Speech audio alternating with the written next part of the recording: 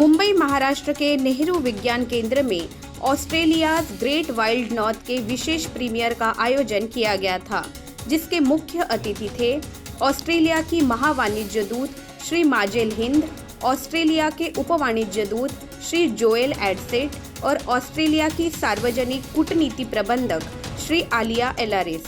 पुरस्कार विजेता फिल्म निर्माता निक रॉबिन्सन और वाइल्ड पैसिफिक मीडिया में उनकी समर्पित टीम ने उत्तरी क्षेत्र के सार को पकड़ने, टॉप एंड की लुभावनी सुंदरता, अद्वितीय वन्य जीवन और भूमि के साथ अपने स्वदेशी लोगों के स्थायी संबंध को प्रदर्शित किया है।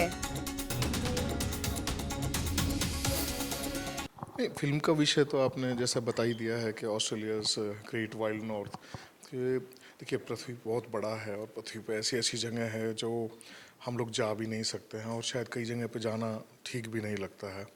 पर ये जो आपने बताया कि जो शूट करने में इसके लिए जो स्पेशल कैमरा होता है, मतलब ये ऑर्डिनरी कैमरा नहीं रहता, इसको हम लार्ज फॉर्मेट फिल्म जो बोलते हैं, तो इस विषय से संबंधित लगी। इसमें जो इफ़ेक्ट आता है वो ज़्यादा आपको सीडी भी मिलेगा, आपको वीडियो भी मिल जाएंगे देखने के लिए, लेकिन आप जो इमर्सिव फीलिंग जो आपको चाहिए, जैसे कि आपको ऐसा लगे कि मैं खुद ऑस्ट्रेलिया में अपने आप को महसूस करूँ या उस जगह पे महसूस करूँ जहाँ पे आपने देखा, अभी अभी आपने फिल्म देखा है आपने, उसमें तो उनके इर्द गिर्द आपके चारों, इधर में कोई मगरमच्छ है, इधर कुछ पक्षी हैं, इधर वो पुराने जो प्री हिस्टोरिक एनिमल टाइप, मतलब उस समय के जो पक्षी अभी चले आ रहे हैं, तो उनको देख के जो अलग फीलिंग है।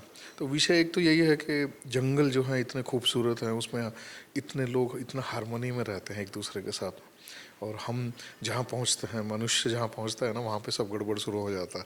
तो एक तो ये है कि जो नेचर है इतनी ब्यूटीफुल है, उसके साथ में रहना हम कैसे रह सकते हैं। जब जानवर और पशु पक्षी रह सकते हैं तो हम क्यों नहीं रह सकते उनके साथ। नहीं, इसमें तो आप देखिए जंगल जहाँ है, आपने देखा पूरा हरियाली ऊपर से नहीं, तो ग्लोबल वार्मिंग का अभी हम कहते हैं कि जितने ज़्यादा जंगल हैं, जितने ज़्यादा उनको प्रिजर्व कर सच तो ये है कि ग्लोबल वार्मिंग के लिए हमें पेड़ चाहिए, और पेड़ आप जितने लगाएं उतने कम है। अभी हम बोलते हैं पेड़ लगाओ, लेकिन सच ये है कि अगर हम कैलकुलेशन करके देखें ना पेड़ लगाने की, तो आप पाएंगे कि हमारे पास इतनी जगह ही नहीं है जितने हमें पेड़ चाहिए। तो जो हैं हम उनको काट रहे हैं, जंगलों को नष्ट कर रहे हैं। ऊपर से इसमें और एक दो चीज़ें दिखाई थी, जैसे आपने तो जंगल फायर के बारे में, ये आजकल फ्रिक्वेंटली होने लगा। आप हर साल आपको गर्मियों में कहीं ना कहीं आपको देखेंगे कि यूरोप में, इधर हमारे यहाँ भी जंगलों में आग लगा दी जाती है, कई बार जानबूझ से। कितना जो आपका जीव जंतु हैं कितने डिस्टर्ब होते हैं।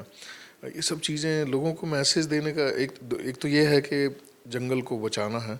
दूसरा मैसेज ये है कि इतनी खूबसूरत जगह है, जो जा सकते हैं वहाँ जाएं, और जो नहीं जा सकते वो यहाँ आके देखें। आपको ऐसा लगेगा कि आप खुद ऑस्ट्रेलिया में ही घूम रहे हैं।